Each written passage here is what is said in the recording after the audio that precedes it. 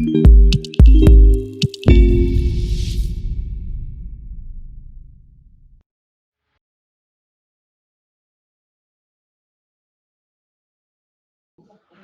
good? Okay, thank you very much. You can see on your screen, this is all our participants here. We have the word, Anna, you have the floor. So we are going to be asking you to switch your cameras on and off so that you can download the image as necessary. Thank you very much, and we are going to start. Anna, welcome. I can start broadcasting when they tell me, okay? Can I start? Should I start? Yes. Very good morning. Please get a very warm welcome from the Inter-American Conference on Social Security on behalf of our Secretary General, Dr. Gibran Ramirez Reyes. Please receive a warm welcome and best regards from Daisy Corrales Diaz, our director from the CISS, thanks to whom we have this activity available on the framework of the experiences, advancements, and pending issues in addressing any disabilities. This activity is a second parter for the webinar on addressing disability and physical rehabilitation in Social Security. This time around, we are going to have representatives from Ecuador, Guatemala, and Mexico. Since the year 2011, the World Health Organization announced that around 200 million people in the world live with some sort of disability or experience any challenging issues during their physical activities. They can have decreased physical abilities, and any of us is acceptable to any kind of disability in our lifetime. That is why Social Security organizations and non-government organizations, as well as civil society, have tried to bring about responses and proposals for people to perform, to have a better performance in their daily life. We are going to address these issues and also consider that one of the main objectives is to avoid barriers from the decrease of those abilities. Addressing disabilities is also a human rights issue and should be addressed from the technological aspects up to community rehabilitation. We are going to have a panel today where we have Dr. Liliana Sanabria from Ecuador, from the technical equipment from Riadis, anthropologist Claudia Anao, from the general coordination of the Piña Palmera Center of Attention in Mexico, Dr. Rosaida Aldana from Small People in Guatemala, Dr. Sergio Lopez Ramos, director and founder of the Centers for Study and Development of Rent and the Huawei Studies Center in Mexico. And today we are going to have our coordinator and host, Dr. Fernando Quintanar, who is a doctor in social psychology in UNAM, Mexico, and UCL Spain. He has a master's in health development studies, and he has a BD in psychology. Also, he has a master in gerontology from the University of Spain and research on aging studies. He has also partaken in several congresses, both national and international, and today we have him as the coordinator of this webinar. So please receive a very warm welcome. Thank you very much. The issue or the topic about disability is to be thought as more present as time goes by, and yet it has a lot of pending issues. And at the same time, we have achievements and proposals. The idea to have you here is to get to know your experiences. We are then going to begin with your participations. You will be having some time. We will be actually playing with time a little bit. We will have 20 minutes presentations, but we can make adjustments. I'm going to show you a signal that when you have 2 minutes to finish your presentation. so you can extend up to 25 minutes. We can have a Q&A section at the end, hoping for the interactions to be important and where we can also get the scope of every experience. So we are going to base on the following. We are going to have Dr. Emiliana Santafria, Dr. Liliana, Dr. Flavia, and Dr. Sergio Lopez. Thank you very much. So we give the floor to Dr. Liliana Sanafria. Sanafria.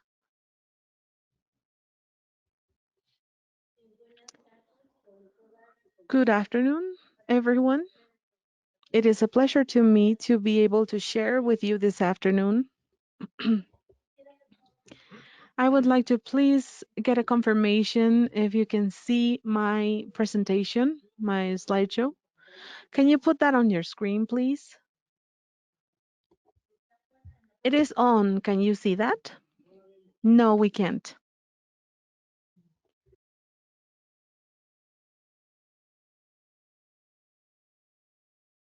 Okay, so let me go on. It's not, it doesn't matter anyway. I got the authorization granted, and so now I can share that with you. Can you see that now? Yes. Okay, great. So, as can you open that up on the full screen? Yes, it is on full screen. No, we see the slideshow, but we need you to share the slide on the full screen. The little lower square there at the right, over there.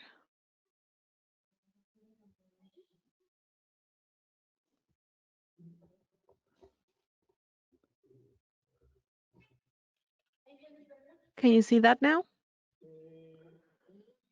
Yes, move on. We can't not see the full screen, but okay. Okay, let me move on then. So, Dr. Nidalia, could you please turn off your camera? We continue with your audio, but no image right now. Thank you. Continue, please.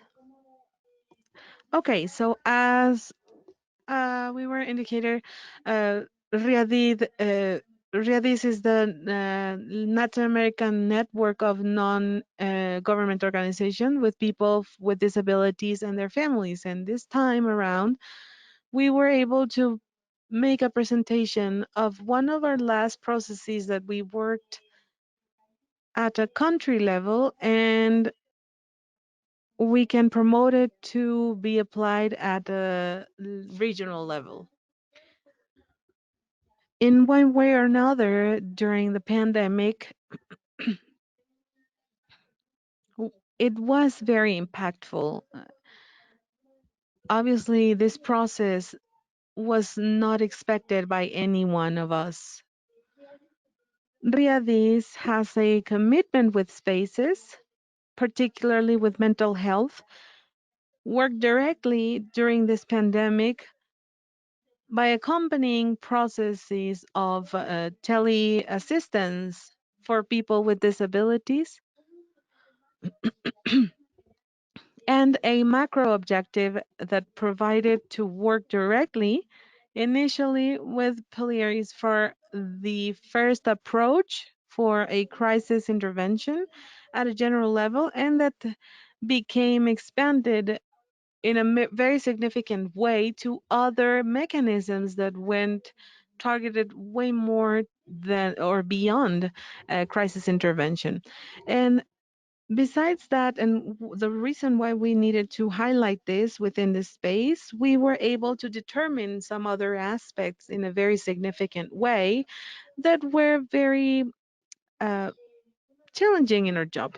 And one of them was actually the presence of violence against women and children and girls with disabilities within the different environments. What at first was a direct way of attention within the mental health area in a very important and prioritary way, we offered to expand the assistance directly to women and girls with disabilities, as was determined that one of the key factors for which we were going through is this lockdown, this social isolation that forced, one way or another, for this group of women and girls with disabilities to remain within their private spaces, in many of the cases locked down with their um, offenders. So we saw different strategies that for us were applied immediately and that align with the process that we were going through at that time. Let's not forget that the pandemic season for us, in a way, was a condition that forced us to remain socially distanced, both for those who were necessary to intervene and those people who were intervened. So, one of the strategies to work with was to incide with telepsychology and not just through the network media, but also with phone calls with very particular and specific cases that were prioritary, where the people were not able to have contact with other persons.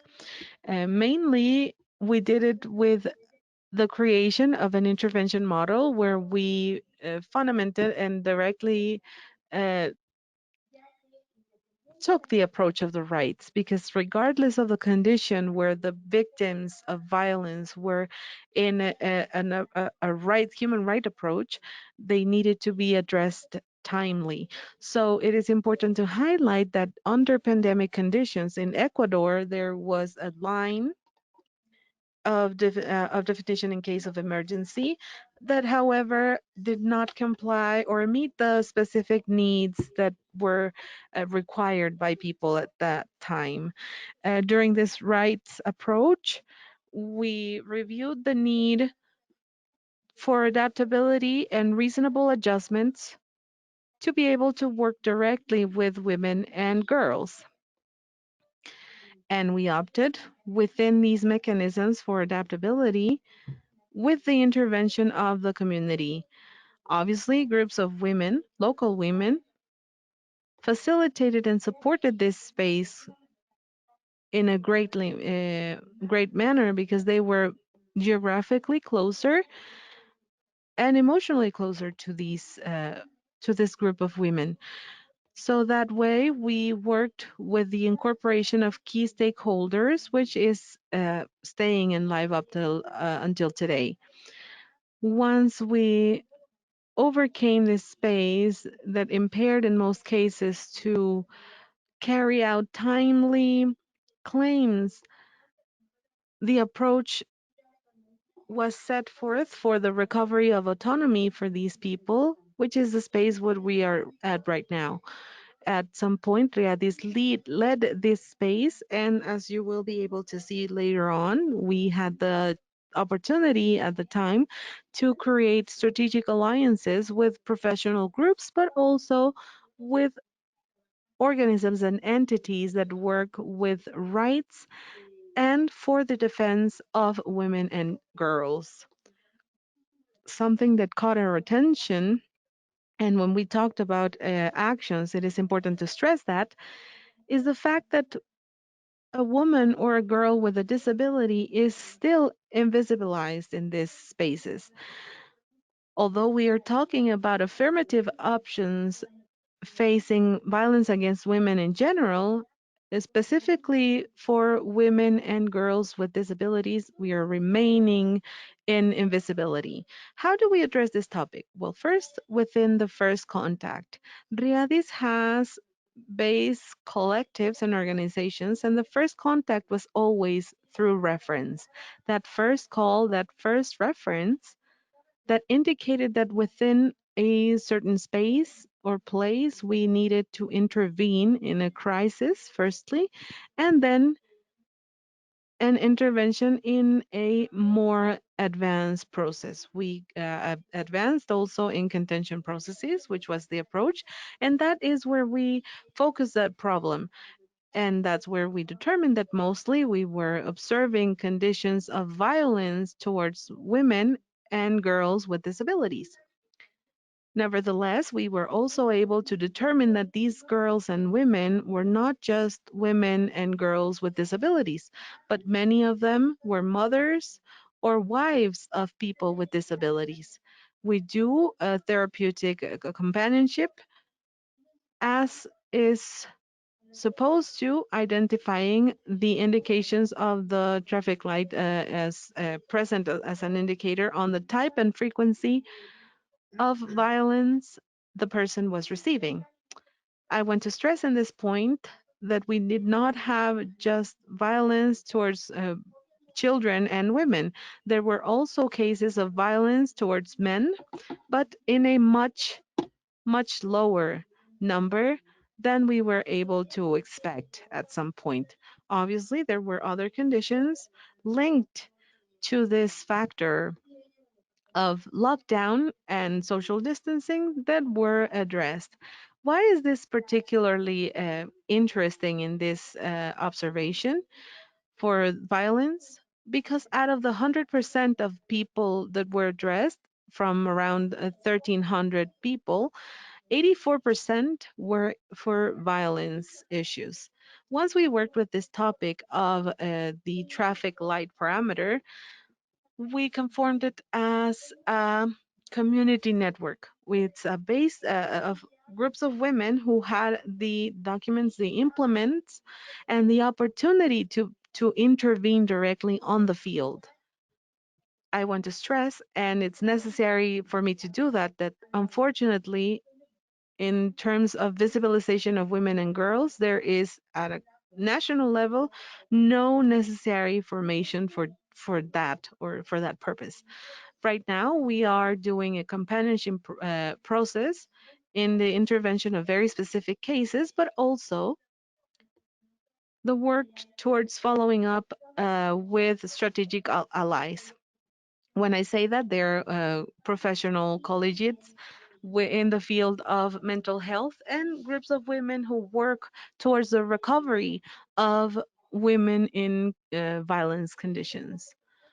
I see that you cannot maybe read everything, but there was an instrument drafted called Violence and Women and Children with Disabilities. This instrument, although we have generalized what kinds of violence there are, it was necessary for us to standardize. Within psychological violence, for example, we were able to visualize elements like blackmailing, ridiculizing, patronizing the victim in front of other people. Many times they were subjected to discrimination against their disability and abandonment in terms of neglect, feelings of inferiority, minus validation. And in terms of disability, we were seeing fear of losing their spouse or caregivers and their housing as well, which was directly the way that they were violented emotionally.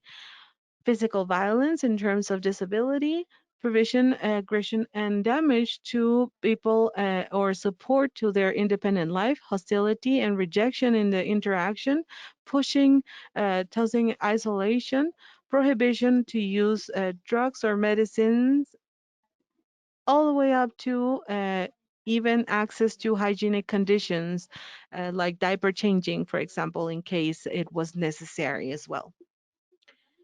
Economic violence was the lowest degree of visibility. Because of the pandemic, a lot of people were within their houses and were also not acquiring uh, or getting directly their salaries. But we had some economic violence where the caregivers, parents, spouses, or children who were taking advantage of this expense without considering the needs for people with disabilities. Sexual harassment was also predominant, and unfortunately, it is a condition that has become a part of the lives of many women with disabilities. How did this happen, or how did we do this? We had an intervention protocol where key elements like friendly language, the quality of communication, focusing on the program, and creating empathy and efficacy allowed us to reach the person. Detecting violence by applying instruments from the traffic light standardization, but also identifying key people in their life who could give them the necessary support. We were able to determine that this risk environment is a progressive one. And although given the pandemic we were able to visualize that, it is also true that this is part of the everyday life. The plan of action and follow up, where we did a psychological intervention, companionship towards the case, identification and usage of possibility to self protection. The companionship models that we were discussing about women, this was a very significant space actually, because this group of women, not necessarily with a disability, were able to do this approach and stay in touch way more than the actions that were prior to this. We, as psychologists, we would say a shadow companionship, and we continue to do that with our strategic allies. The information support at a first level with the psychoeducation and a companionship of resources, and that at some point Riadis is enhancing through the restitution of the rights of those women who were not just because of the pandemic suffering or victims of this kind of violence, and the recovery of their empowerment conditions. Now, about this, I think it is very important to notice a phrase that was one of the phases that we supported the most. In the case of women, the decision is ours too. Deciding to stop seeing ourselves as what we think we are and starting to feel the way we want to be. Today, I am free. Today, I get up and start with myself. Actually, it is a decision slogan.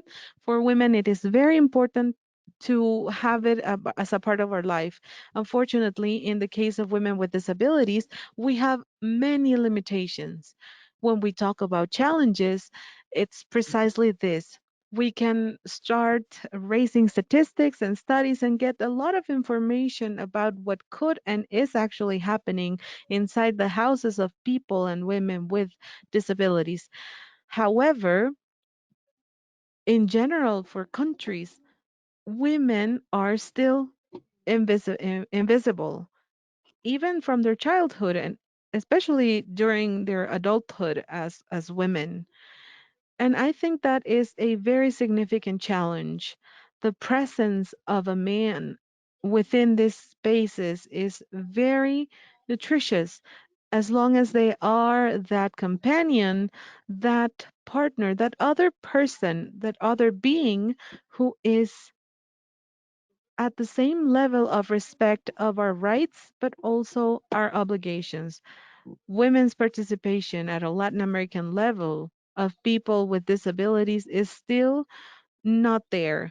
We do see ourselves in these spaces. We don't see those women who have decided to raise their voices and move on. But we also have women who, within that intersectionality, they have other oppression factors like race, their ethnicity, gender conditions, their social decision as well, and sexual decisions.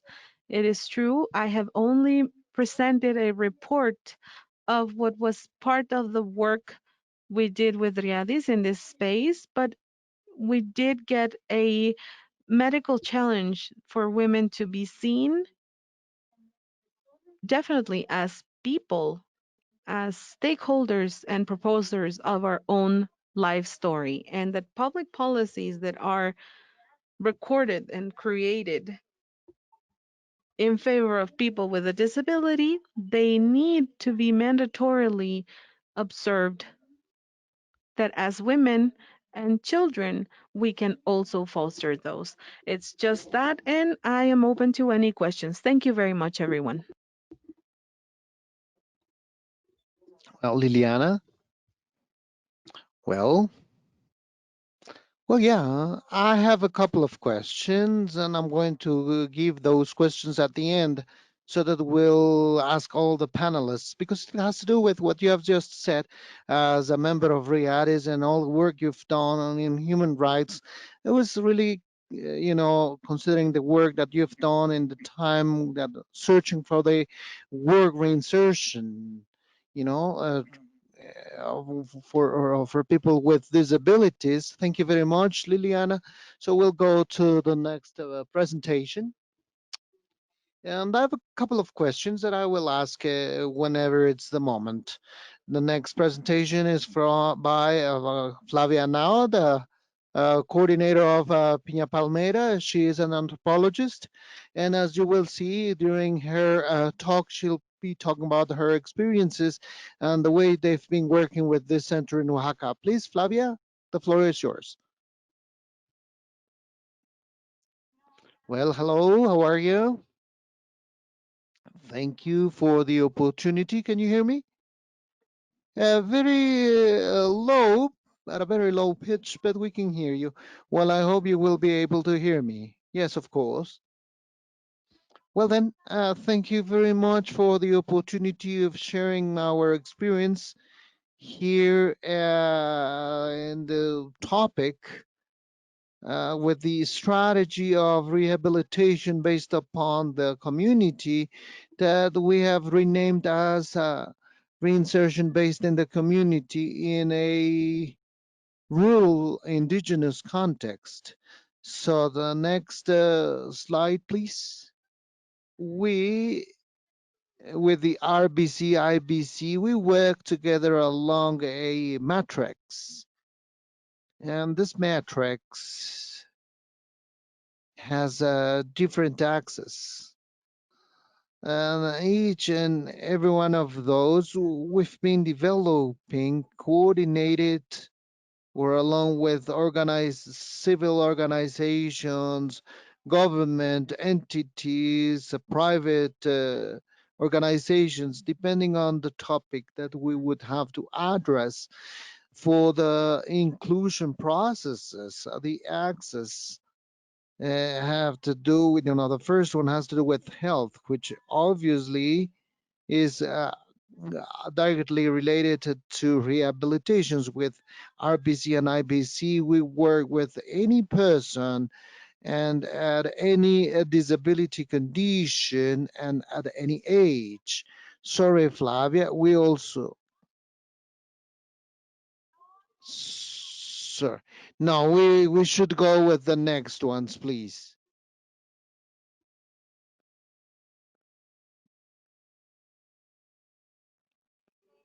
So next, please.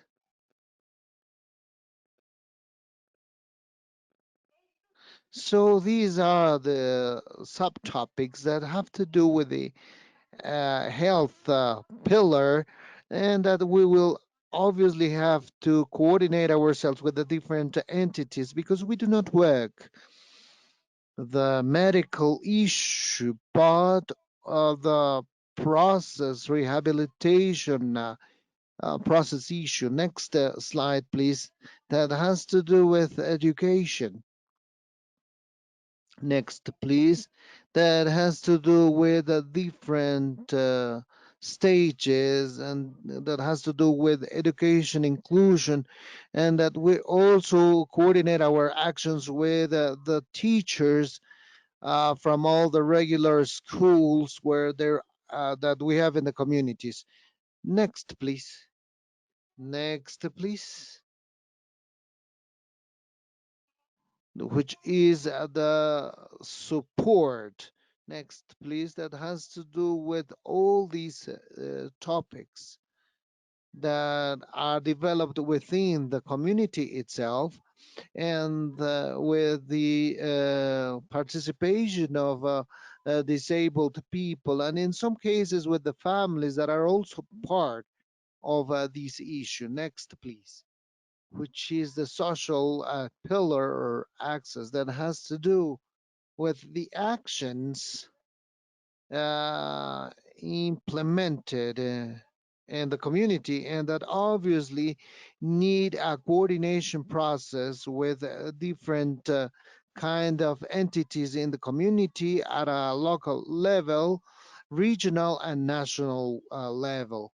Next, please. That has to do with empowering, and that has to do a lot with what the previous panelists there said, and it has to do with the strengthening of people, empowering of people, which in rural areas find themselves in a stronger discrimination situation. Next, please. And obviously that they suffer from any disability.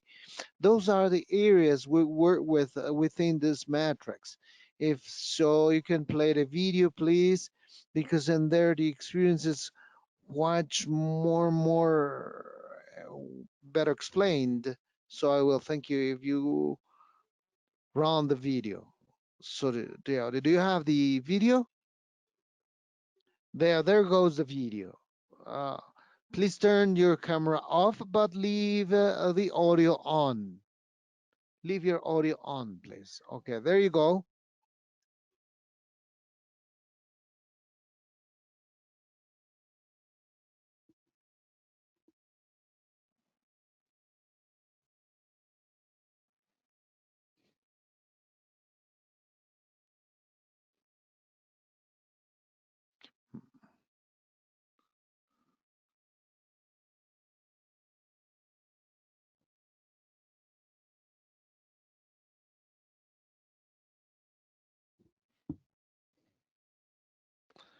Pero lo están,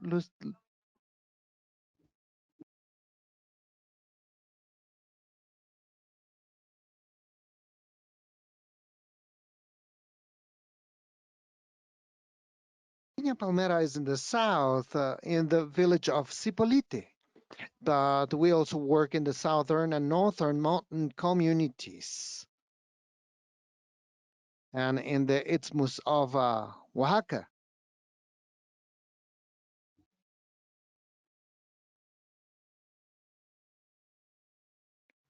We live to grow.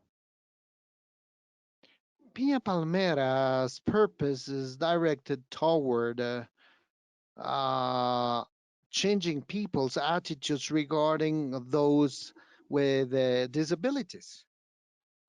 We want the people who come here at Piña Palmera to be included as human beings with all their needs, abilities, and possibilities.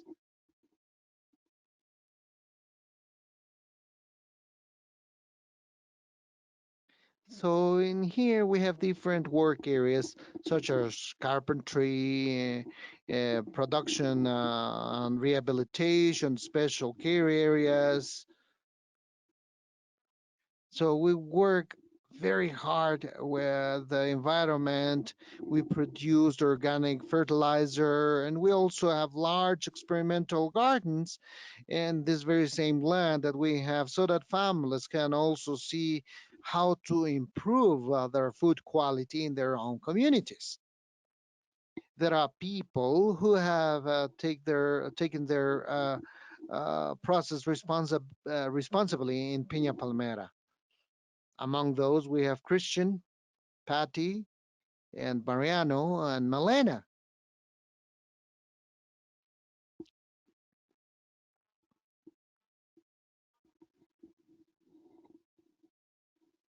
They are developing their potential They are taking advantage of their opportunities to grow, mature, become involved, and have a social inclusion. I am Patricia Matias, and I have a poliomyelitis sequel. My disability, I became disabled when I was 2 years old, so I learned to live with my disability ever since I was a little girl.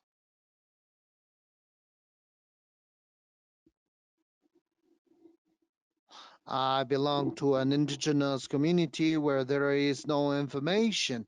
I have faced different ways of discrimination because I'm a woman, because I'm indigenous, and also because I belong to a family that lives in a community. We live or we face a lot of discrimination, tribal discrimination.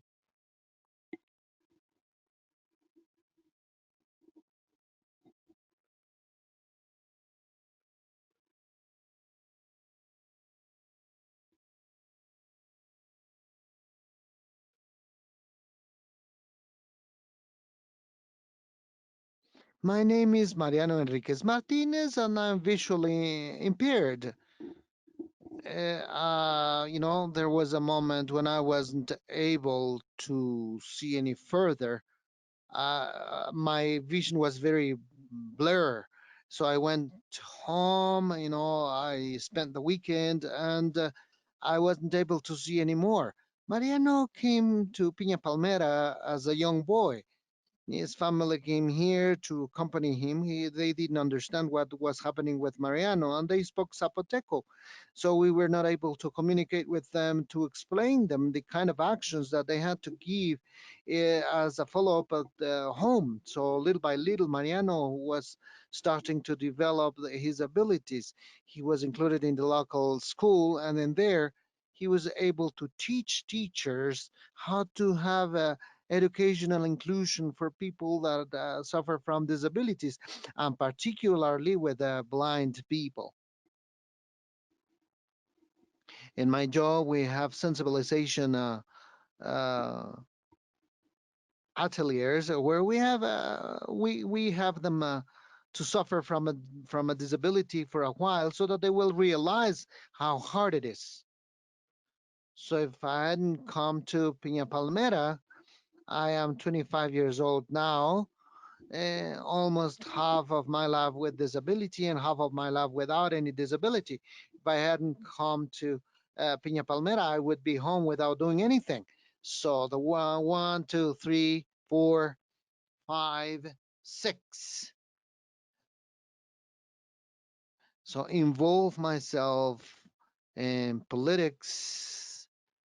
I live in a community which is named Miramar, and it belongs to San Pedro Pochula a municipality. So, and there they have their elections for a municipal government representation. So, in 2011, I was elected to be a supplant of the municipal representation so I could help the community.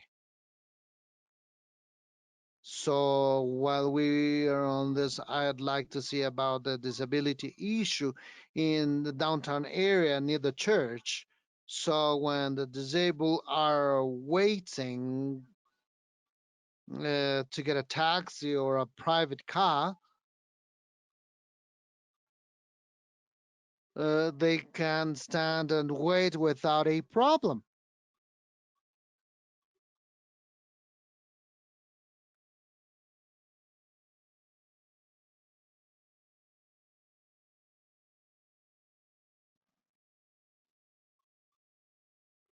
Piña Palmera is more than activities and services.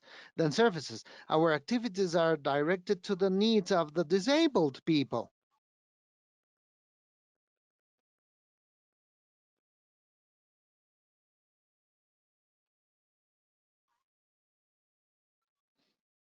So you make this thing if you want to say the word basket.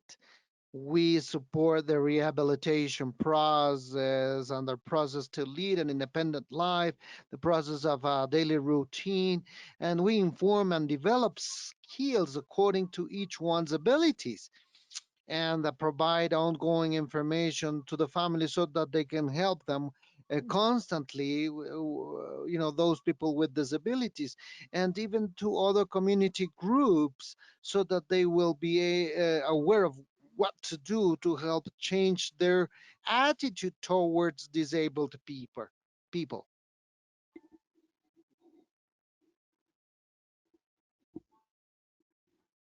Here? Where? Well, Malena came to us when she was very, very young. She grew up with us and she taught us what was important for her. We could communicate with her when she had no language to communicate with. This evening, a little later, yeah. So since she could not walk or move on her own, she is independent on us for her development. Nowadays, she's a great example. She has a really good sense of communication, always has a smile on her face, no matter what. And she's a great example for other women with disabilities. And she's a role model for her community.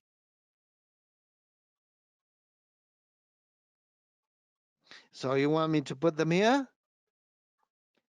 Spread them out here? Also, they brought new movies. Oh, so you brought this. Okay. What's the price, Malena? 15 pesos? 20. Okay. In the future, she'll always be with us. He is at Piña Palmera. She completely depends on us, but she is developing her abilities with a great sense of joy. Is it correct? Yeah. Thank you. Thanks, Malena. We'll see you later. Thank you very much. Bye. Oh, we sold 2 movies. Great.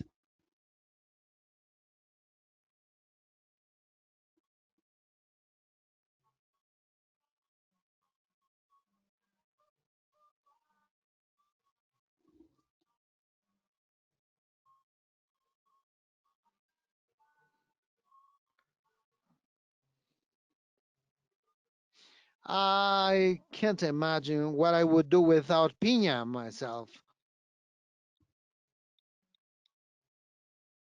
I'm Christian and I have an intellectual problem.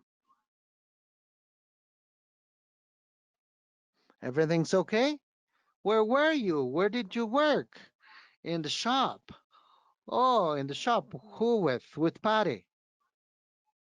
A friend who worked here spoke with a physiologist, psychologist.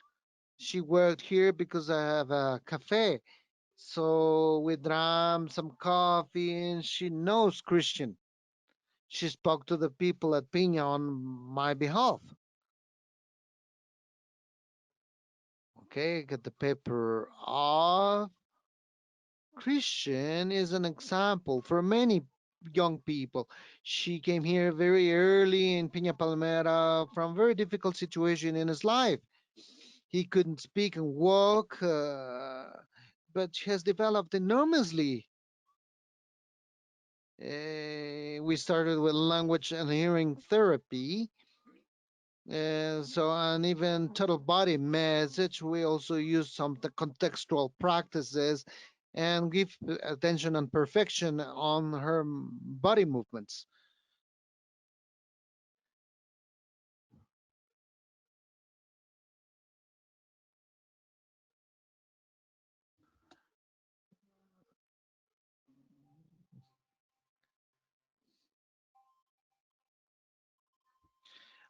Our intention is to help him obtain his skills to lead an independent life so he will be integrated into society.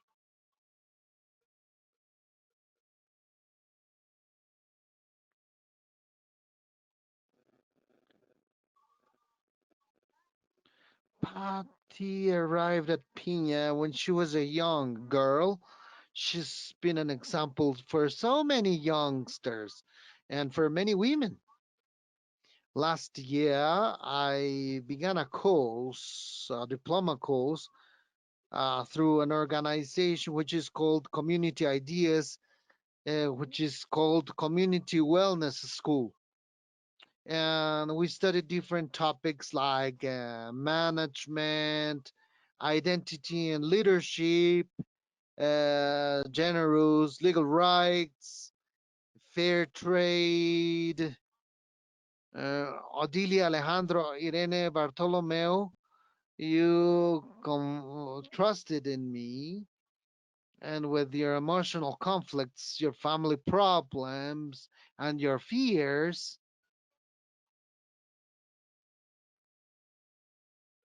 she has overcome every challenge, and she wants to go forward every time. She's in charge of solidarity economy in Pina Palmera. Good afternoon, how are you? You're doing well, Miss Patty. Good, nice to see you. I finally come to see you. So in Pina Palmera created a place and the moment for me to promote fair trade products, and they've helped me succeed in the struggle for disabled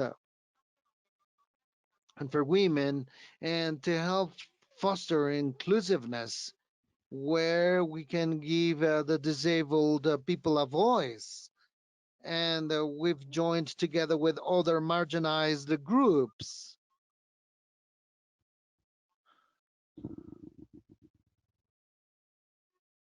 Pina Palmera is also an example of diversity, a place where people live together in different age groups and different handicaps, different cultures, different ways of thinking, different ways of living their lives.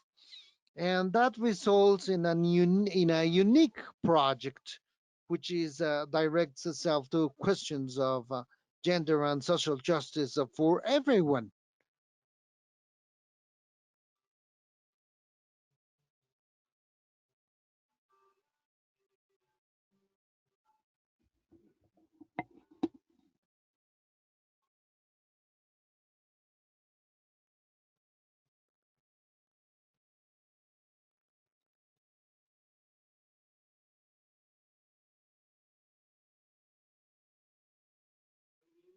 Well, very good. Thank you very much, Flavia.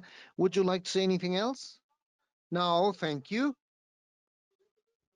Well, we have two more questions, and I will uh, ask them at the end. So we'll go now, if there is no other thing to talk about. Now we are going to have our third speaker, Dr. Rosa Idalia, which in the represent on behalf of Gente Pequeña in Guatemala. So we'll listen to you, Rosa Idalia. How are you? Good afternoon. Good afternoon. I'm pleased to share with you. Can you please have a higher volume, please? So, ready? Okay, let's see now. Can you hear me? Yeah, please go ahead. I was talking to you. Good afternoon. I'm happy to be here because this is the very first time and the first time I was not able to talk. And I am a representative of the Council of Disabled People. You know that we can hardly hear you. I'm going to get rid of my mask now. Okay. Can you hear me well? Better? Not a lot, but that's a little bit better. Well, my volume is the highest.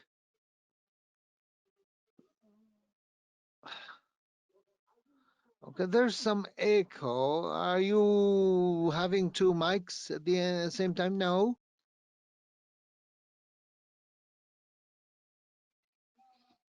No, not really. in the middle of heat in the council's headquarters. I don't know if you can hear me now. We can hardly hear you, but please go ahead. Well, within the experiences that we have had in the CONADI, we have had on the part of the pandemic side, we've been working hard with the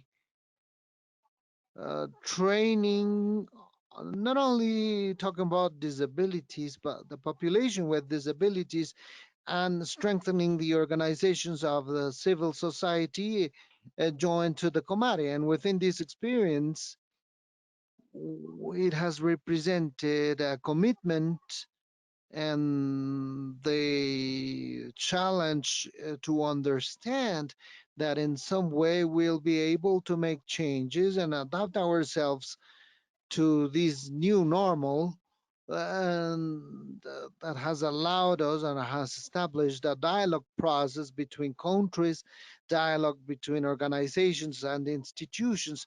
But it is a dialogue which is more like a to use and challenge ourselves and the use of platforms.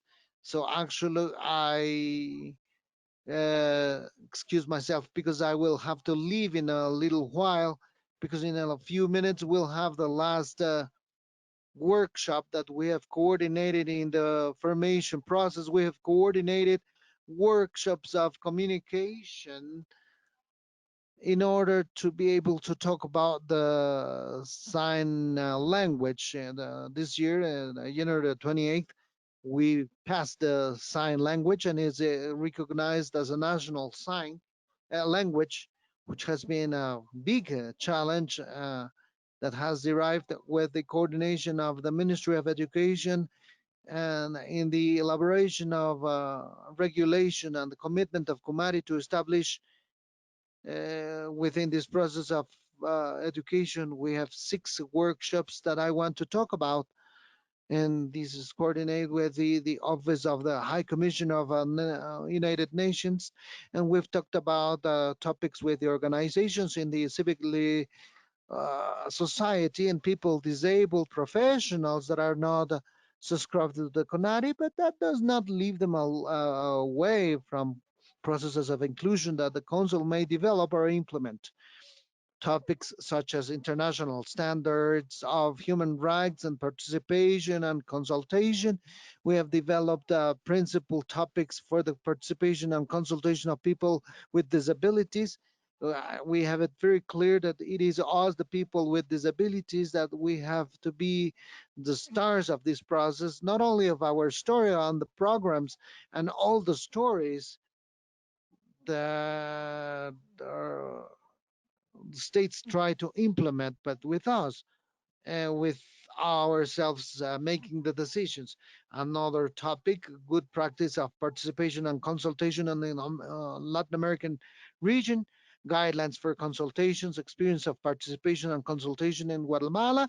We have developed another topic, which is the consultation to people, women, young people, indigenous people with disabilities. And the last one, which in a few minutes will start, is the consultation of people with intellectual disabilities, autistic people, and other things. Within all this process, we have worked from the CONARI. We have had a protocol based on the indicators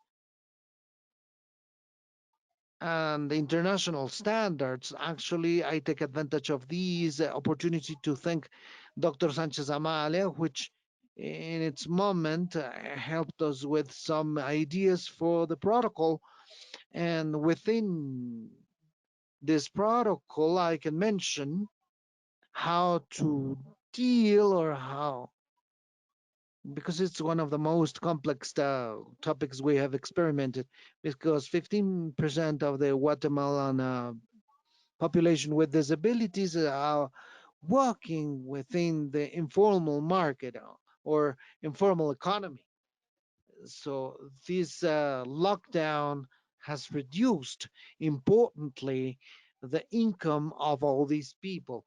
So from the Employment Commission, we have generated a part of employment and reactivation of economy that has helped us with the technical training processes activated by the Ministry of Work and Social Provision and the TECAT, an entity which is a mixture, that is to say, that has donations and subventions from the state and has given lots of courses, a variety of courses, technical courses for people with and without disabilities.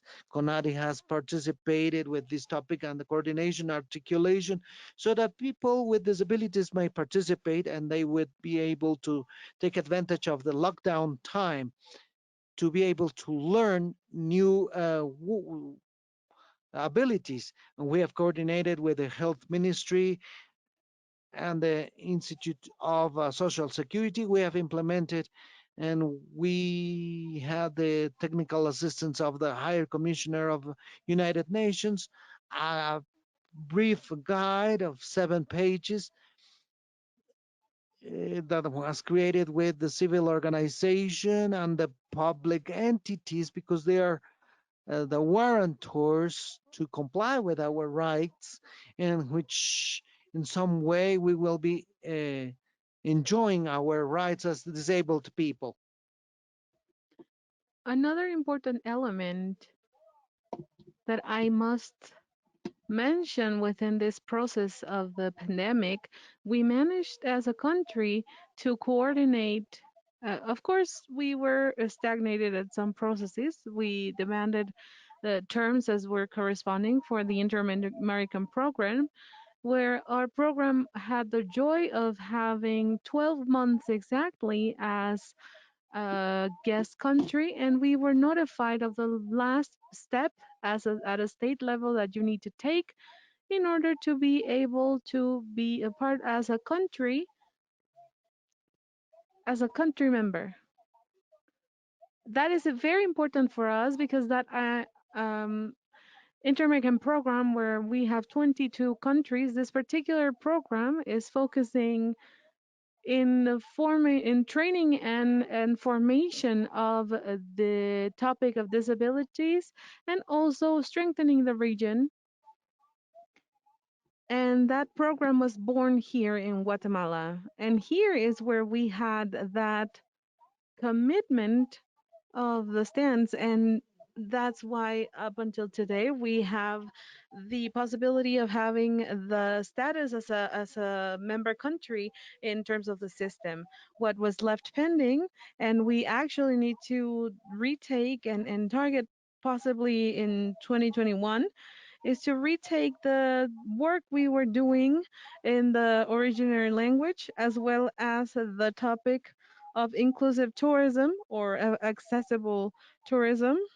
And actually, Guatemala was the host in assisted tourism, and we had about four encounters that we're going to promote tourism at a regional level, which is where we actually got more of a hit with the pandemic. As CONAVI, in terms of the law and our mandate, we could not go directly for food access, but we created a program that goes to this kingdom. And actually, there is a program called Program 94, and that allowed us to coordinate and take actions to be able to acquire any sanitary consumable. And actually, last week we got these consumables to the people with disabilities, and we are in the process of mitigation and closure of these programs in particular that were created specifically to somehow support and safeguard this topic about prevention and contention of contagion in terms of coronavirus. And I am here, as I told you, it was very concrete, very synthetic of all of the realities we have. And with that, I will conclude.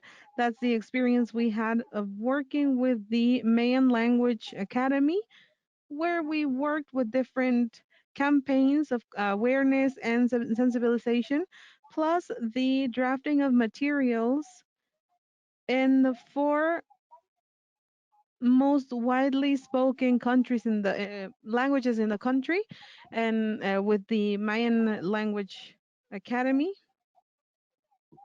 along with the complementation of the Washington Group for the census. I can also say that this Academy of Mayan languages was fundamental, where the relationship with the difficulties for any everyday activity through, in terms of innovation, 7.1%, in terms of mobility, 2.4%, in terms of hearing, 2.7%, concentration or reminders of key elements for this support, it's 2.2%, personal care, 1%, and language and communication, 1.5%. And I apologize. I leave it at that. I was very quick, and that's why I didn't even use the slideshow to be able to keep it as concrete as possible. Thank you very much. Well, thank you very much for your participation. We considered it was important to have your perspective. I understand that you are extremely busy and quite loaded with work. I think you're a good example of the challenges there are, the commitments we have, the achievements you have achieved. And I am truly sorry that given these workloads, you were not able to be there where you pointed out in whenever it was necessary.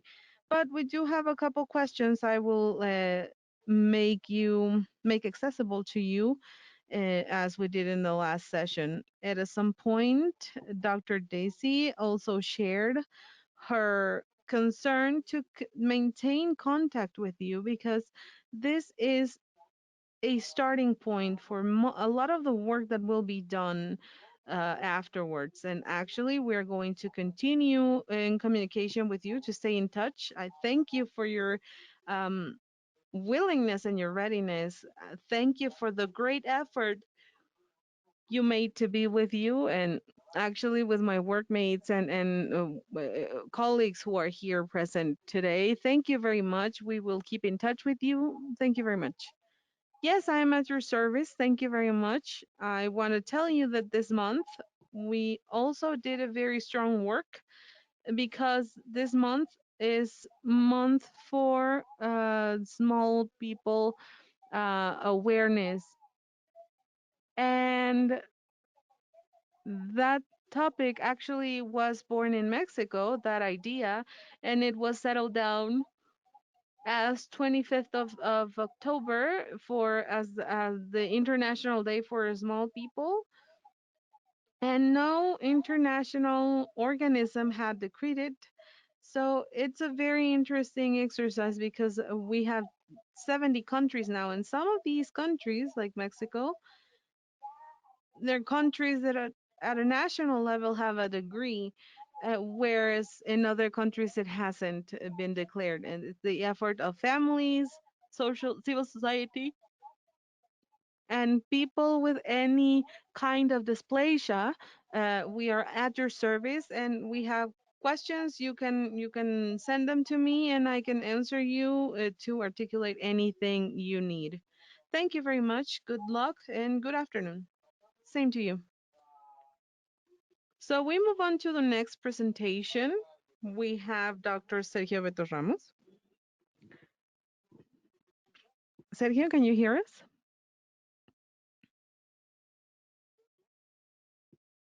Sergio?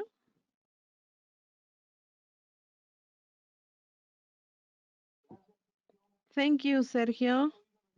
You've heard all the topics, and I know that you have a very different perspective It is very different. I also know the work that you've been carrying out. And so I know that as a founder of this center and all of the work that you have developed throughout time, you have another possibility, another chance to say the possibilities that we have in terms of disability. So I give you the floor and go ahead. Thank you very much.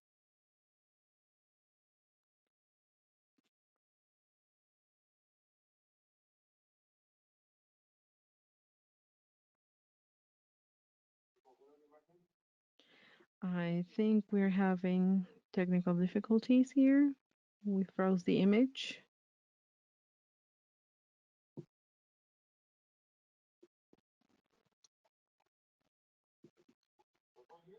Can you hear us?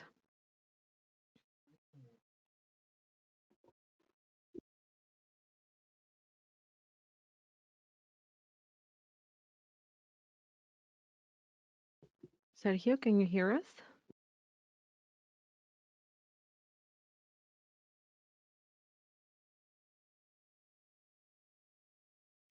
Yes, we are having some communication issues. I can hear you now. Oh, yes, yes, we can hear you. Sergio, please go ahead and take the floor. Okay, I will try to be brief in whatever I'm going to explain. Yeah, you have time. You have time. Okay. Thank you very much. Good afternoon to all of the participants who are here with us. I want to thank Dr. Fernando Quintanar, for the invitation to participate in this event of experiences, advances, and pending issues in addressing disabilities. The topic about disabilities, I will go and take it from a different perspective. It's disabilities, but it is a category that is very important for working with disabilities. And actually, I'm talking about a work that we did over the past 30 years. We found that disability could be a category that we could re-signify. What do I mean with the re-signifying? We mean that the tradition is to a tradition of doing and evidencing. It's post immediate, something that needs to be done to solve the physical aspect, and it leads to psychotherapy, to activities within the community, rehabilitation, anything pertaining rehabilitation in physical terms, the physical process, which leads me to have a reflection on these actions on emotional development growth as for emotional, sexual, uh, for individuals. What's important for us in this process of reflection is that a human being is born in the group of humans. We say we are humans, but in order to reach that degree, that human degree, we think that it is necessary to do a body or physical work, personal work that allows us to reach that level we call in category of human. So I do say that we have two main categories. One is the body. The body is a category that we all have. We are all born with it. We have certain circumstances and the body is injured, maybe with an accident or whatever, and there is a problem anyway. We have a physical or body condition, and this condition is the body as a category. This is the first category. And then the second one is the category of whatever is physical or bodily, which is the part we build together with our life story, including society, family, the choosing by an individual, experiences, significant meanings, and everything else. When I say the conditions of these two categories, I can see that we have a very peculiar treaty. The body itself and an individual who lives in it. I will try to exemplify. For instance, I am Sergio and I have a body, and this body has an individual that is called Sergio who inhabits that body, which means that I can subject my body if I want to eat. And if my body says no more, and I say, yes, you have to eat, and I make it eat that body. But that body defends itself. So it vomits. It can have like pain, like a cramp, nausea, and you can stop eating. So that means that I become an uncomfortable inhabitant of my body. It means that it's not me who is living in my body in a harmony with it. When I say that I'm not in harmony with it, there's a conflict. I am uncomfortable with my body. And it could even be that from here, from my understanding, I de articulate from my personal process, my body. So this process we find it with children and disabled people. And I have worked for 25 years with these children, people with disabilities, and we find this very important point. Most of them, in this sense of this disability, it cannot become a uniform body or a unity as a body. It's not a body in harmony between the individual and the body or the physical condition. So there are no messages, there's no perception, no relationship, no synergy. And this is a very important principle that we find, especially in adults who have a disability, who are in a wheelchair or they have a biplegia, paralysis, or anyone who has a symptomatic coordination problem. So the problem is how to understand this category of disability. Now we should change that category because this disability category is framed in how we understand this bodily process. So what we did was to state that this category needs to have an individual articulation. What I say, we have body and bodily are very important categories to state what we can do or what we do or what we have done. So for this circumstance, we state that it will let us or let the human being grow. And I will stop here. So, a human being, in order to start being a human being with a different kind of inner articulation, needs to understand that this disability can be physical, but not psychological or mental. Because people assume it as a mental disability, although people are smart and are mentally well, but they cannot articulate that process. That disability is the one that I am addressing. This process that is led to an extreme where it is difficult for a subject to be uh, articulate. Okay, so they can say whatever, but there is this conditionality in this category that is used, and it's the one that is imposed to say you cannot. This is what we have, this is what you got. So it becomes a tragedy. Maybe it's a lifestyle that doesn't let the individual grow. And actually, you evolve to become yourself, but more minimized. And I say that with special knowledge of people I have dealt with and people who have uh, made it out of that situation, who rose above it, and people who chose a different path. So within that logic is what I'm trying to, or where I'm trying to stay. So I can be a bit polemic, but it's not polemic actually, it's a choice. You can choose to stay there, and you stay there with all of the obstacles and everything against them. And we have stories that of people who reached different levels. They were differently humanized in the sense that they developed their spirit, their level of awareness, the way that they were linked or in touch with nature or their own nature. That's what I'm talking about.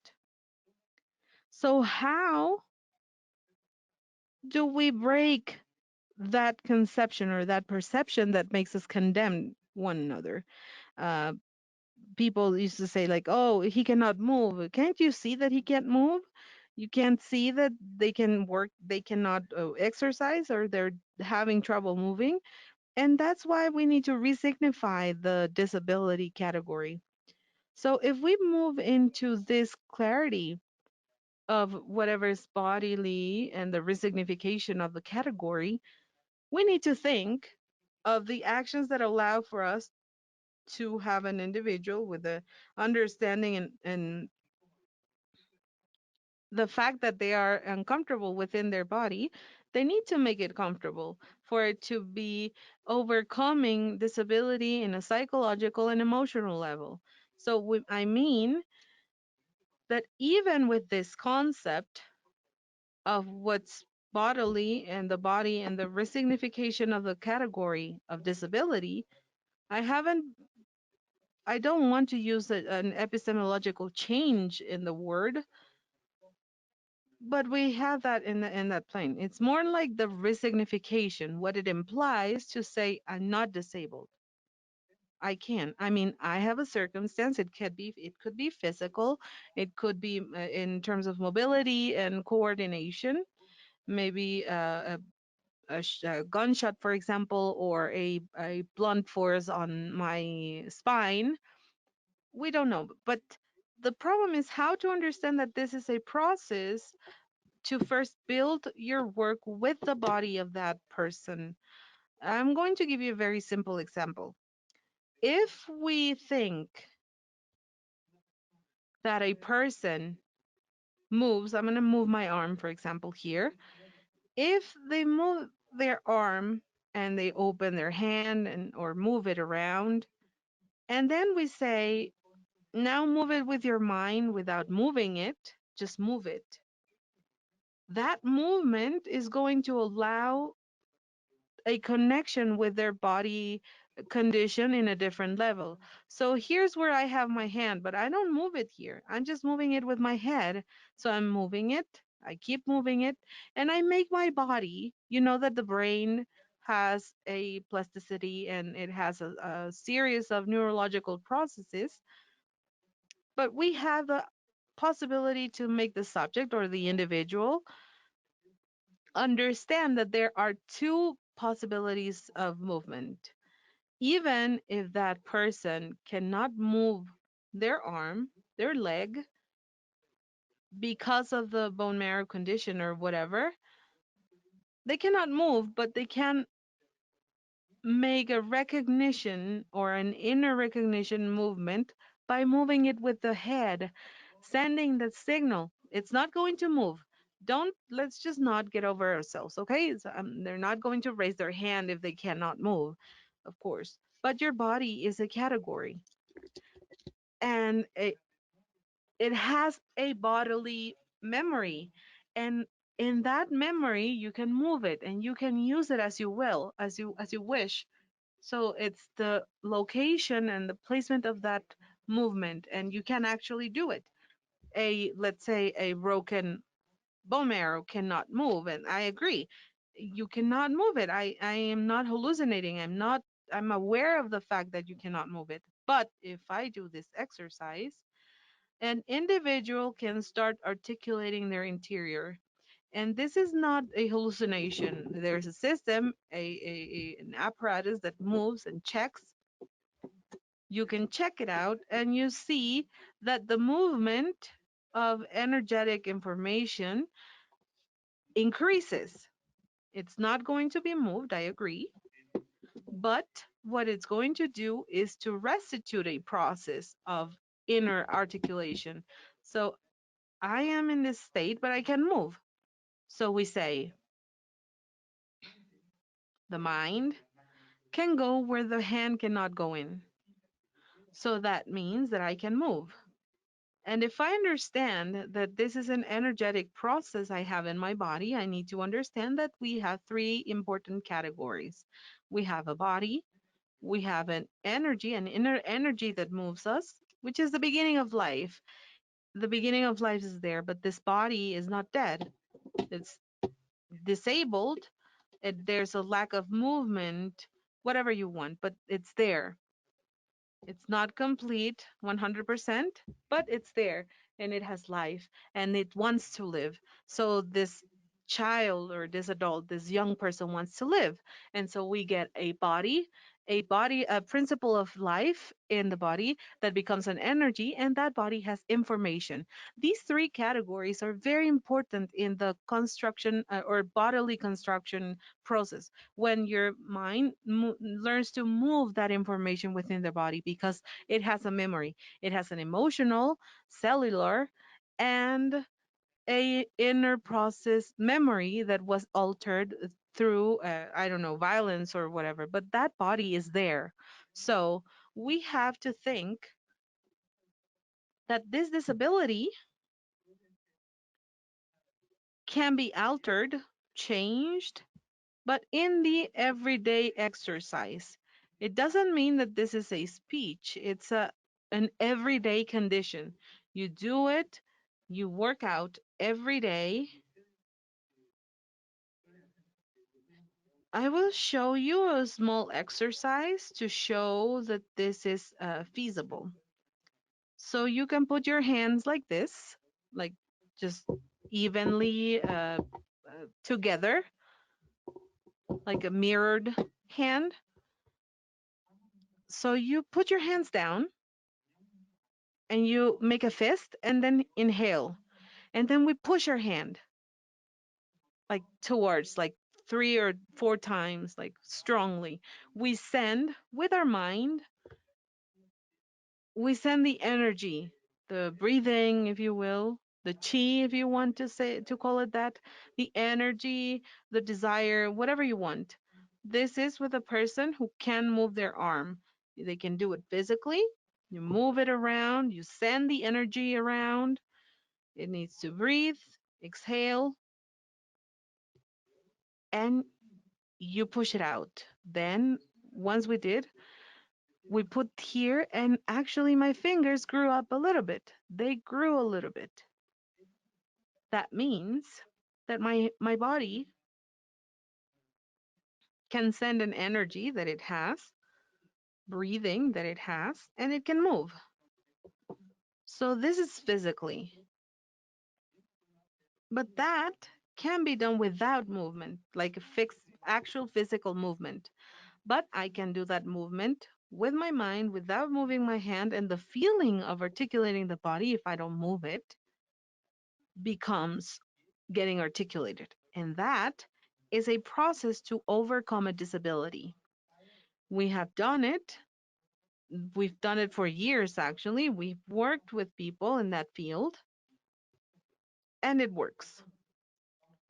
That's why we take some texts where we talk about these three elements and the resignification of this category and the exercises we have to develop this process with whomever needs or has a disability. Even with people who don't have a disability, we also think that there is a disability for people who are normal. Let's say if they don't have any physical problem, they could have a physical disability, which is the process of not developing their body as an important process of growth, in inner growth. So this wouldn't be exclusive for people who had an injury. It's exclusive or for any individual who wants to overcome the degree of being a human being with a more sublime condition. What do I mean by that?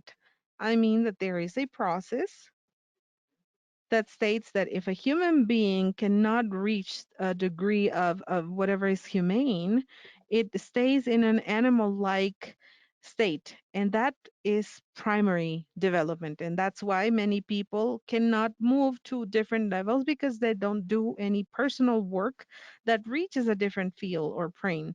And I'm not talking about a disrespectful plane. We're talking about professionals, and actually, this is a professional work. That's where you reach a level of understanding of your life.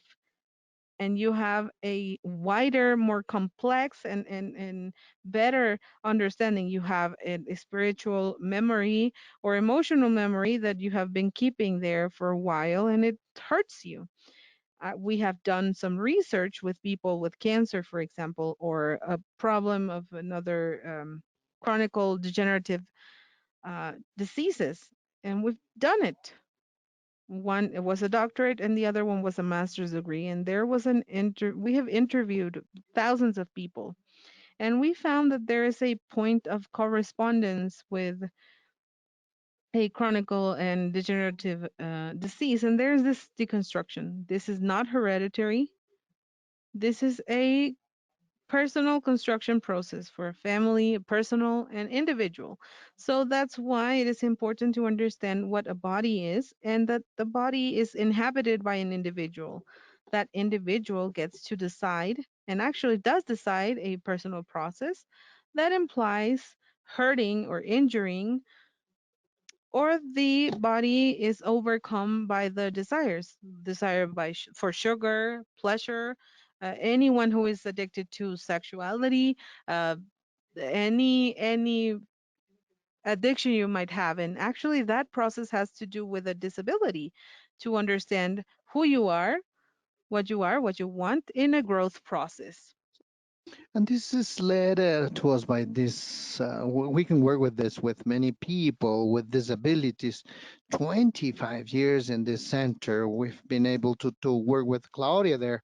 So the problem is how to understand this process is not exclusive for a person or organic state, but it's a human condition. So I cannot come and say that there's disabled people. No, they are human beings with a different circumstance from other people, and but they are the same as the other people that does not grow spiritually or psychologically or emotionally or in human relations that are healthy. We know that story of people that have a disability and they became violent, moody, or whatever you want. So this means that there is no process of relentless of a what a human being is. So it stays in this uh, stage. So we have to work with any person, either with a physical condition or not. So this is our proposal, and I'm not talking about here to say that a person is special. No, all human beings, all human species is special because we are individuals. The point here is how we understand this process of normal or with disabilities. It's a very old decision. Nowadays, we believe it's something we cannot discuss about, but we have to talk about how we can develop this human being with this little or great problem in order to grow as an individual in the human condition. So, in this sense, that we have mentioned that he can move these energy from the body, and this is not under discussion. There's no witchcraft. It's a scientific, serious movement that are research and ways to feel it and ways to visualize it. It's a personal work that has to do with the idea of being an individual that grows socially, harmoniously related to others, and makes the other people with a physical disability would be able to find an articulation in a body in unity. I hope I have been able to be clear. I tried to synthesize this. If anybody has wants to get more information, you can come into Hawa Institute, and we have lots of material and research material. So I think this is what I would be able to give or contribute with to this discussion. So I hope I was clear with my words, Fernando. I think this would be it from my part. And if there are any questions, I would be glad to answer them. Thank you very much. Very good. So thank you, Sergio. Well, yeah, you're right. The idea is that each and every one of you would share and generate different ideas. So I have a question that I will raise. And it was said that according to what the panelists have said, can we suppose or assume that disability has also been acknowledged in ways of thinking about the human possibilities? So I would like to hear your answers. There are some other questions that fortunately we have plenty of time, but that to me seems to be important. So what would you be able to say, Flavia, Liliana, yourself, Sergio, please? What would you say about this? Well, I believe that we would have to get rid of the word disability from our vocabulary and talk about a process of construction of a human being. He is built on an everyday basis. He's got accidents, violence, and ways of expression. So, and I believe that sometimes it's more rather than stigmatizing people, because we know that people that have worked hard and fought and have focused on themselves and have been able to conquer very, very valuable things for humankind than others that are not implicated in the process.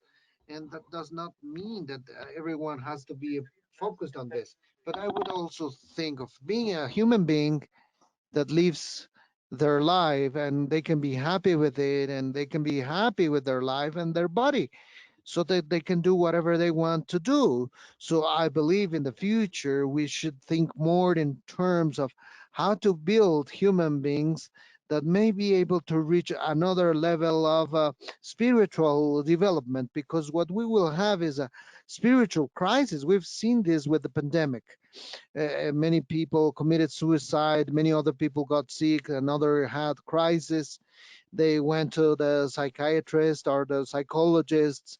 So this showed us the poverty of this way of life and conditions. So that we have to reflect on these, considering this process, and has to do that we have to change the ideas of what we have about the diseases, because we have a new reality. This is a new reality. It is a naked body, and there's a new way to understand the process of building a human being. Because this way of living, we saw that it built only sick people.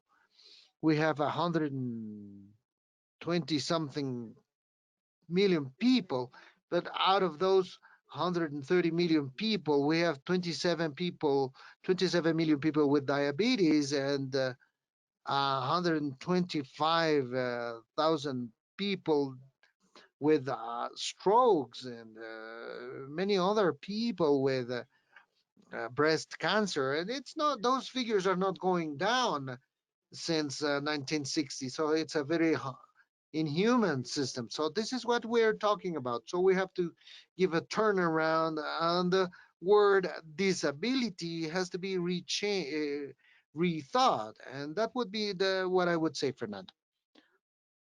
Liliana, Dr. Liliana, what can you share us about this question? Well, I think that it is paramount to observe the integrality and in an integral way, to look at people with their disabilities and their context. Because if we take a look only at the condition of disability, then we're observing those limitations, not that the person that with disabilities only has, but we're also taking a look at the surroundings and the society, generating lots of limitations that halt us from generating this integration. So it is important to understand this. And maybe I'm repeating the very same word, because what we're at first we're people, and the added condition in this case, given for a medical diagnosis, or the same society that halts us from live in a complete way leads us to accept that there are some limitations within this space. I agree with Dr. Lopez in the sense that many of the efforts that a human being has to generate come from the decision of that comes from their own. And this is pretty important because it generates growth and the transcendence to other levels as human beings. Nevertheless, we cannot neglect that we are social beings and we're submerged in an environment that, due to the lack of opportunities and the transcendence of other age and other people, that they give us some barriers.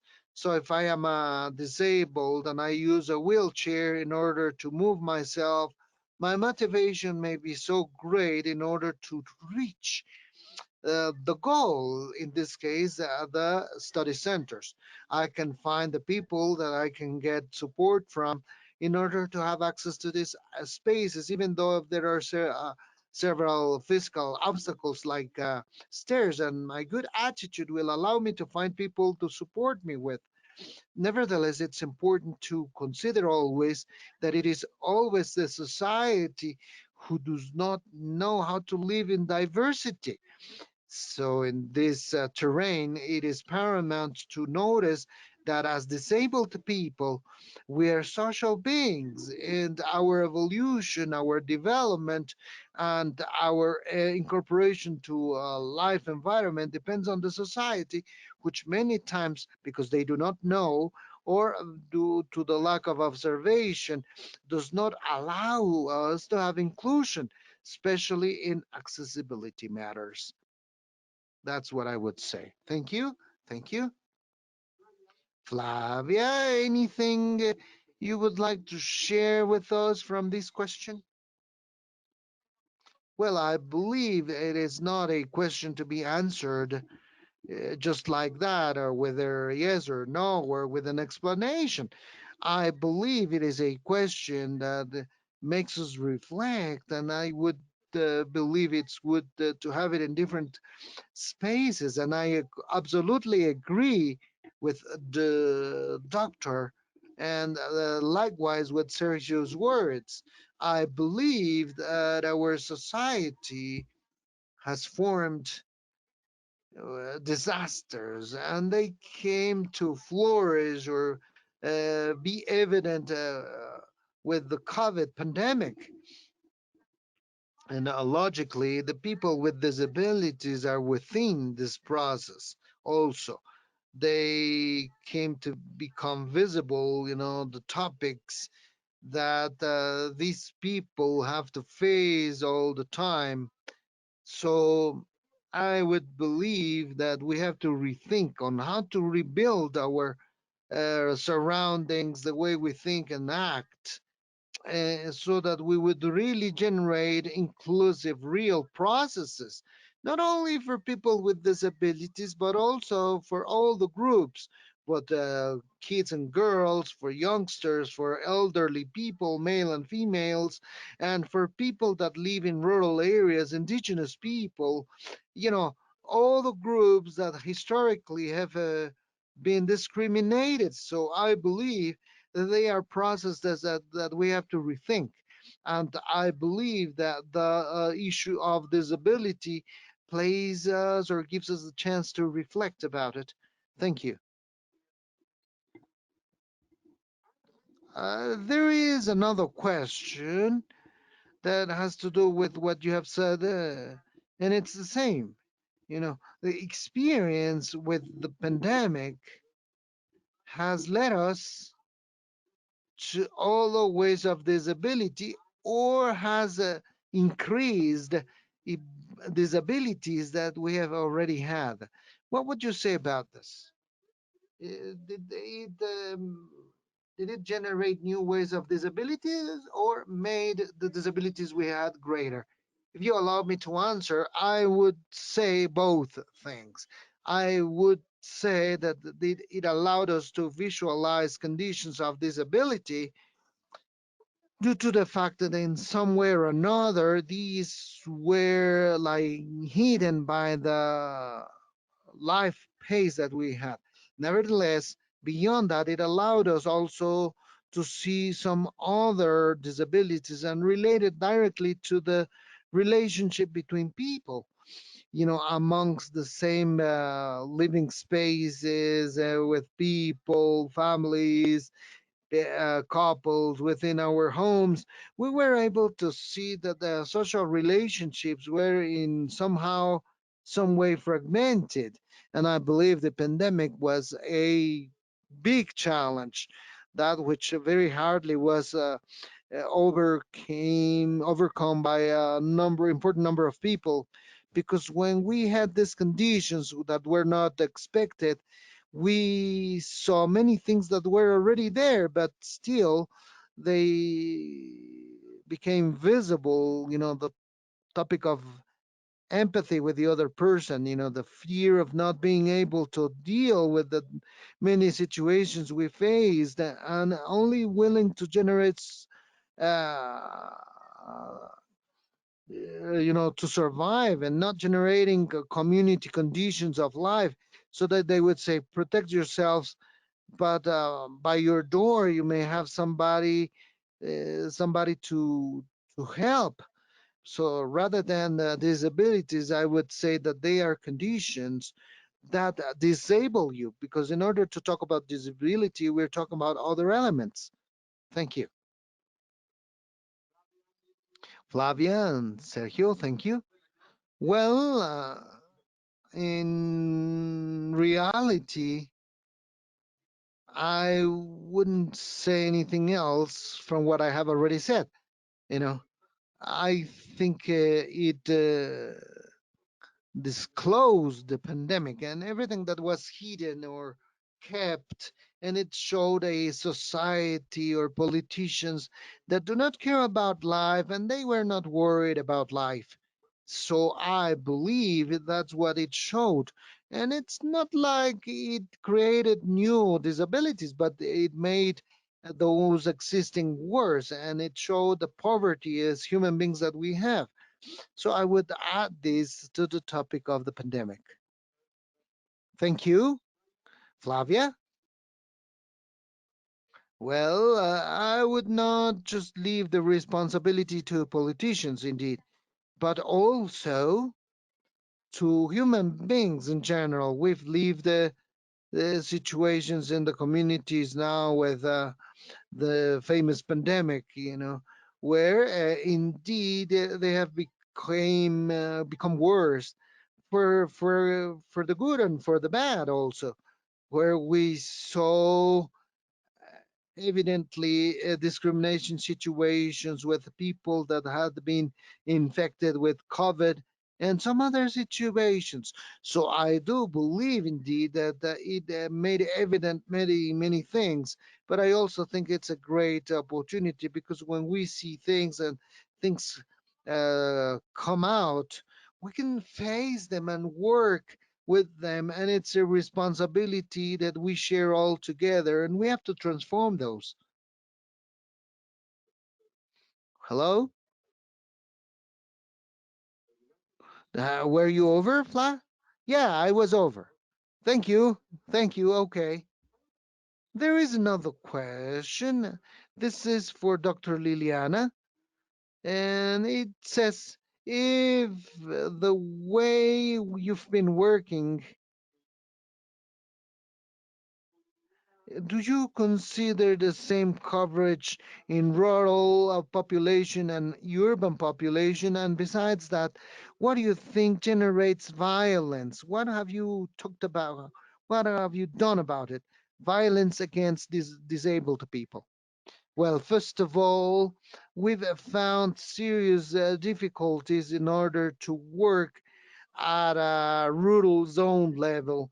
But nevertheless, we've done that with the surveillance of the area of the Ecuador in the Amazonian zone with indigenous people directly, whom we've given the information to, which is basic information and needed information to give them the first support and then address them.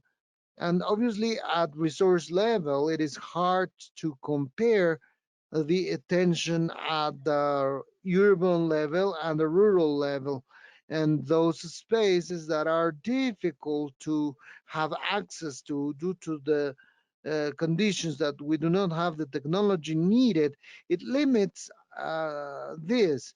So nevertheless, I want to stress that the support from the indigenous communities and rural communities in their spaces have given support to give this first aid and then allowed to generate a work with these people. Secondly, what generates violence? Well, I believe that in this case in particular, where we interfere with the area of children and women, this is a historic process that we've been working with or has been managed.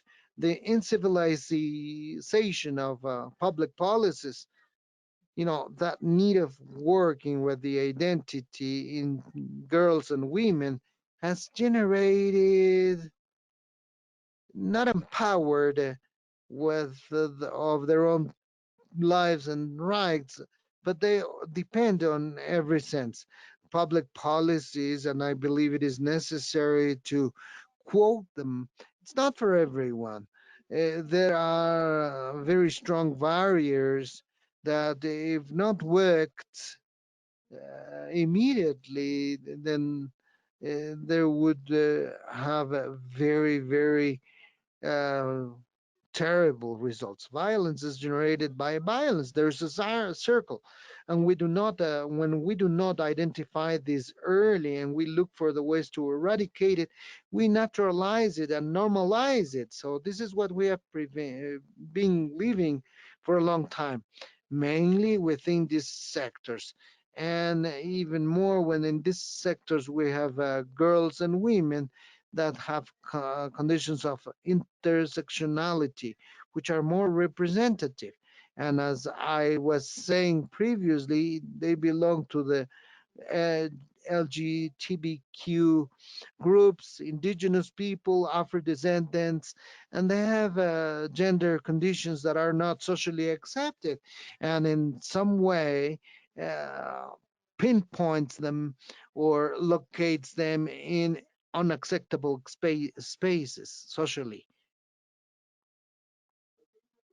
There is a question here for Piña Palmera, Flavia, and it talks about or asks if, given the way you work, the work model in the community would allow you to deal simultaneously with the linkage or relationship between the people with disabilities and other social groups. And that the question is formulated in the sense that you make us think that every time you help elderly people, gender violence, and disability. They are like separated groups, when indeed, in reality, they're ways that affect a community simultaneously. Because even in families where we have several things at the same time, would you consider that the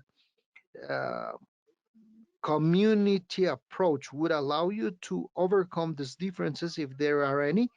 Well, I think that the community approach is a community approach, and the communities leave all the topics and groups that affect each and every group. So obviously, if you work with a community strategy, then you must have to be interrelating or interrelated with all the groups that live and mingle there.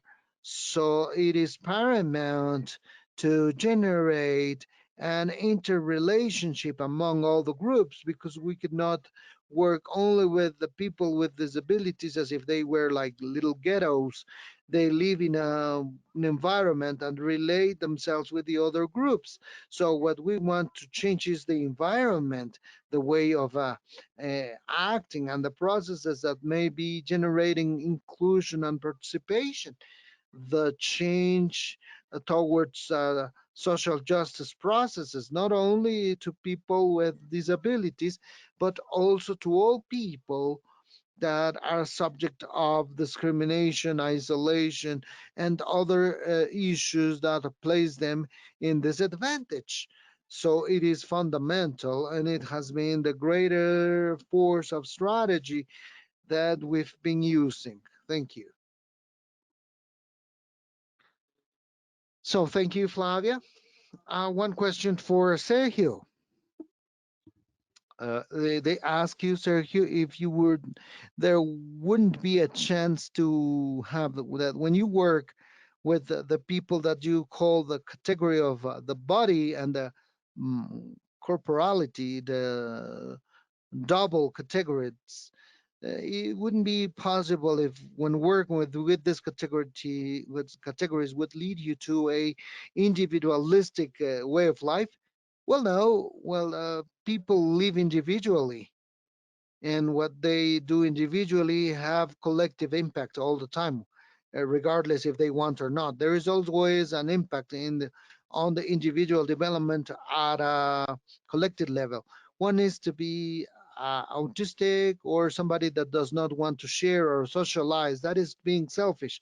But all individuals have an individual practice, and we all have an impact with our immediate beings, with people at work, with the school, and the people that live with us. But if we have a social project, such as having a center, the practice of this center will depend on a person, individual. So somebody thought about it, and they had the idea, they had the willingness and the project and an energy and resources to do it. So thinking if this person is going to be individualistic, it would all depend on many things, because as I said, this is only the exercise. This leads us to a mm, way of work. It's a practice that is sustained collectively from the individual part, or from the individual part having an impact on the collectiveness. So all the practices that I have would impact 10, 15, 30, or 20,000 people, and the people I reach. Selfishness is another thing. So I would say about this in order to have a different judgment. So we have to leave this. These is not only theory. We have to leave that and we have to exercise it. Thank you very much, Sergio. One last question also for everyone is,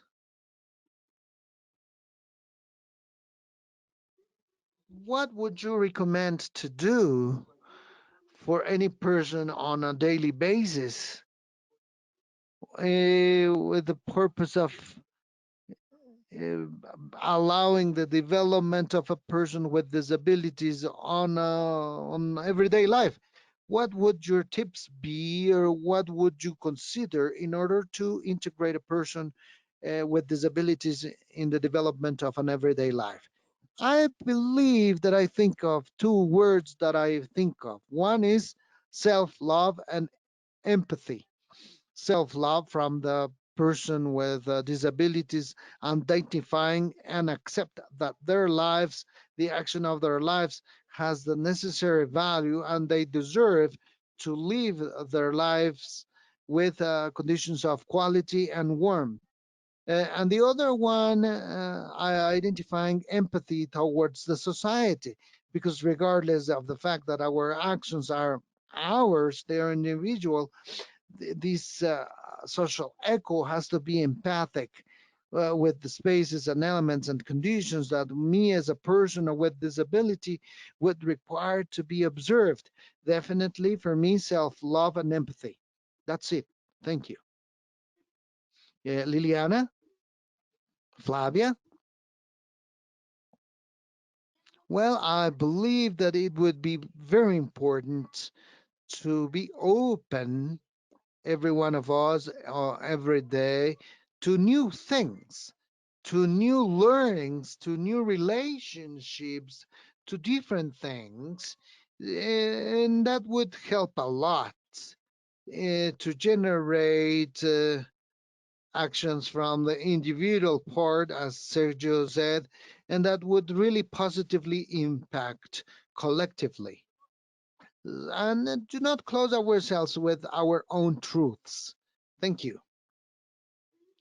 Well, yeah, sorry a little bit. I remember at a session in Peña Palmera when somebody asked, what things would Malena give, as you said in the video?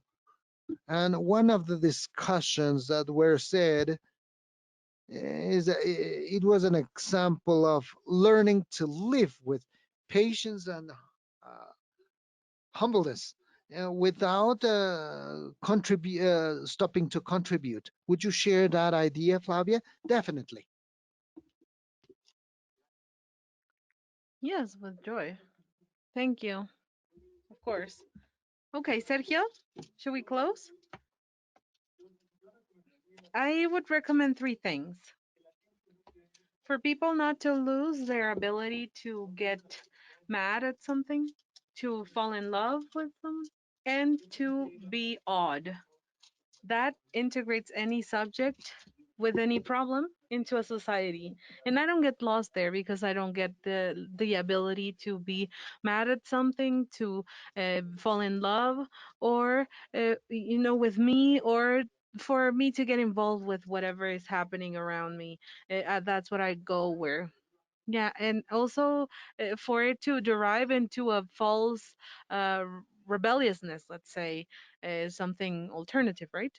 Yes, that's right. To be odd is to say, well, look at that flower there. There's a hummingbird, and I get in awe. I'm in awe, and I am articulated with that condition, and I get mad because someone with a disability is mistreated, or there are no ramps, for example. I get mad, but I don't just get mad. I do something, and I get awed by the fact that the person did something wonderful, like living, doing something wonderful, being happy, achieving something in their life. I think that is what's most important in an integration with someone in a space, whether it be with a family or a group. Well, thank you very much. I think that we have a very good complement of the presentations with the responses and the answers you gave. All likewise, I want to remind you that Dr. Dace's question was whether or not we were able to continue to communicate with you. This will not be the only activity to be carried out. There is an intense work plan from the CS, and we will be sharing it with you at the due time. And with this, we finish this webinar, and I give the floor to my colleague Paulina. Sorry, Anna, to just close this webinar. Thank you very much. Yeah, well, thank you very much, every panelists, to all of our panelists for your input from the Inter-American Center for Social Security Studies. We thank you for covering this activity. Uh, we would like to say that we have some points that we can conclude on. First of, with the participation of our first panelists who talked about women and girls with a disability going through the strategy of rehabilitation based in and on the community, the applications of a disability from a psychological perspective, and how to understand of the process of deconstruction with mind and body, which is extremely relevant. Of course, disability in the Americas is a one that has a big repercussion, both socially and economically, but we don't have enough data, and that's why a lot of policies and programs are based on estimates, which are sometimes far away from the truth, or far from reality. And that's why it is important for governments and the civil society should highlight the importance of disability as an issue and giving concrete answers, not just from the national perspective, but also internationally, through international entities. I think that is a very important task we need to cover. uh, as we know, people with disabilities have the worst results, both sanitary and economic, lower political participation, and they're also far away from many services that are obvious to most people. People with disabilities have a difficulty to go or to have access to them, and that's why from the Inter-American Center for Social Studies, we have that dialogue, and we invite you to join these webinars to help us have a link with the society and get acquainted with topics like as important as today's topic. Thank you to every participant, every panelist, my colleague Fernando, and on behalf of Dr. Daisy Corrales, who is the director of this Inter-American Center, we thank all of your participations. Thank you very much. Thank you very much. Good luck, everyone. And something important is we will keep in touch. Thank you. Thank you.